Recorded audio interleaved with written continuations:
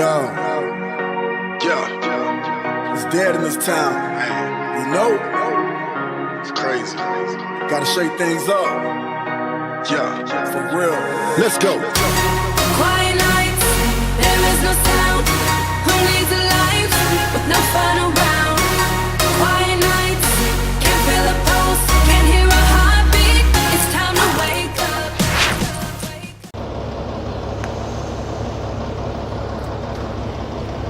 Yo, what is going on YouTube? This is your boy, the Thecarhaulingcoach, back at you again with another video.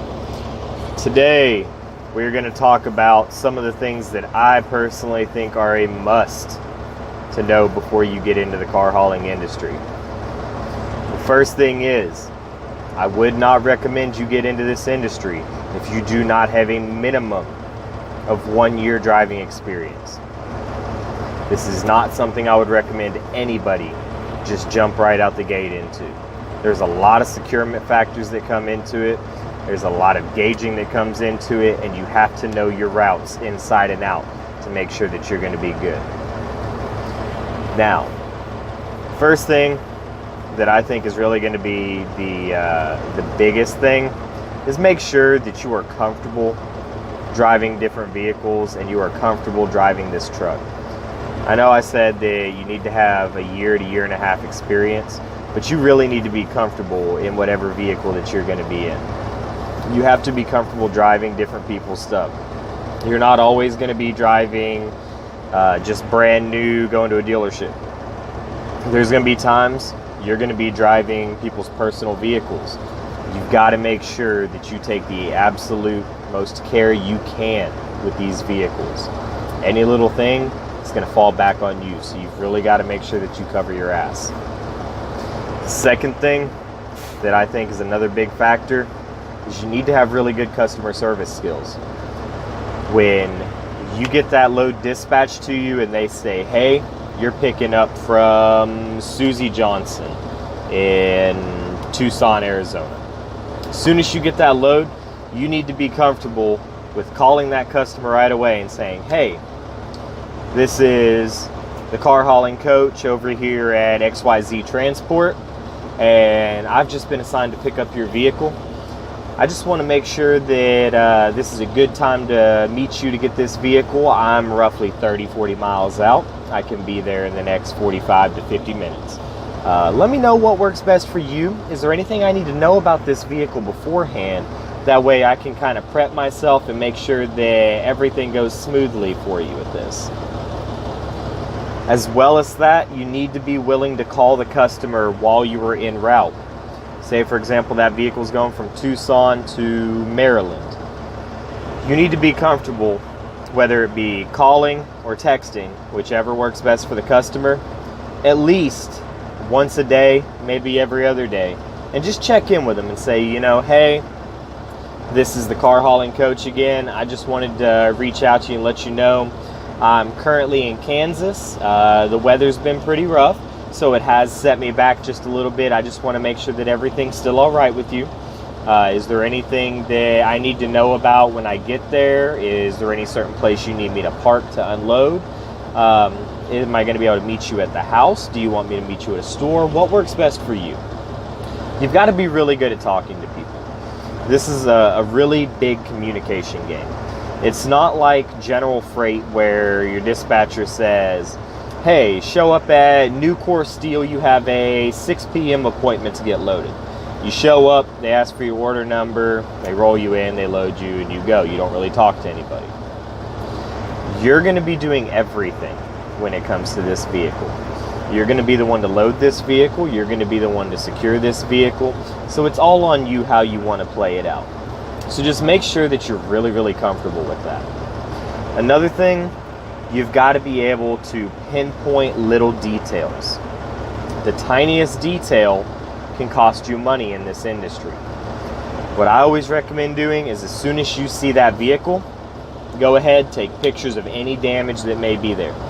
Even if it's something as simple as a tiny little crack in the windshield from gravel, that tiny little crack as you go over the mountains, as you go into different climate areas, that crack could spread across the whole windshield and possibly even shatter it. You don't want to be held liable for something like that if it was already there. So always remember, notate, and take pictures. If you have the notations, you have the pictures, and you have it signed for, then you're in the clear.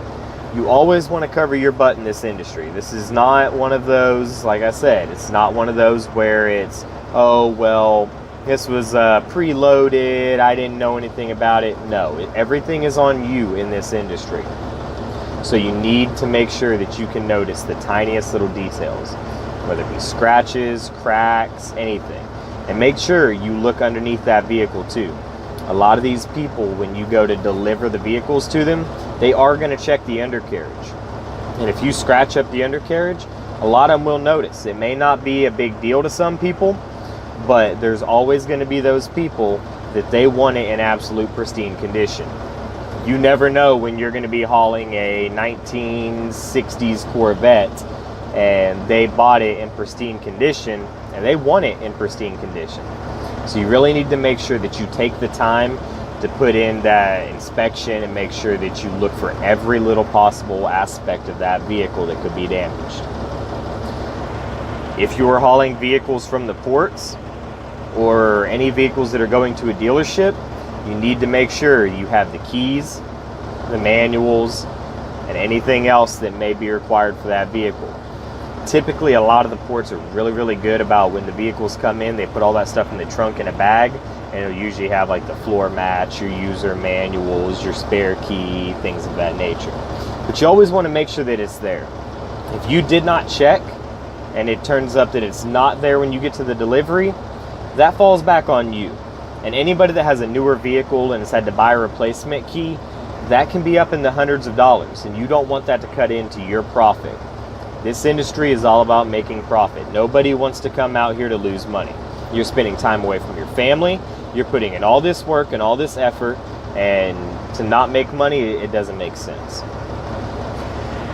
Another thing, you need to be extremely well with managing your time. I know there's going to be some people out here that may get into a vehicle or may have vehicles that are 99 and older and they are E-log exempt. For those of you that do have E-logs though, you can't really manipulate your clock.